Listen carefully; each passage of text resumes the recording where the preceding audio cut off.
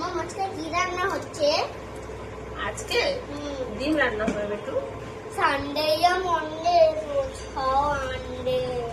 Sunday या Monday রোজ খাওয়া নেই। যাই হোক, তো গাইস আজকে আমাদের রান্না হবে ডিম তরকারি। তো সেটা কথা নয়, কথাটা হচ্ছে এখানে আছে কত রকমের ডিম। 3 রকমের।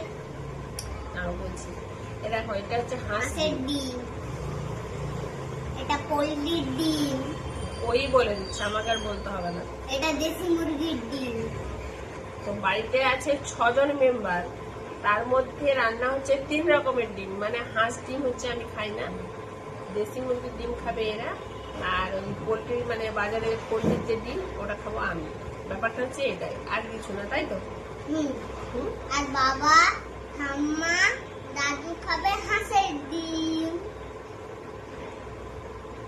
তো এই 3 রকমের ডিমের মধ্যে তোমাদেরকে কোন ডিমটা ভালো লাগে, তোমরা কে কে খাবে কমেন্টে জানাবে। কে কে খাবে না মানে ও বলতে চাইছে, যাই হোক ও গুছিয়ে বলতে পারছে না, ও বলতে চাইছে যে এই যে 3 ধরনের ডিম আছে, মানে হাঁস ডিম, দেশি মুরগির ডিম আর পোলট্রির ডিম, তার মধ্যে কোনটা তোমাদের পছন্দ, কার কোনটা পছন্দ, তাই তো? কমেন্টে জানাবে। আচ্ছা, তাই ভালো।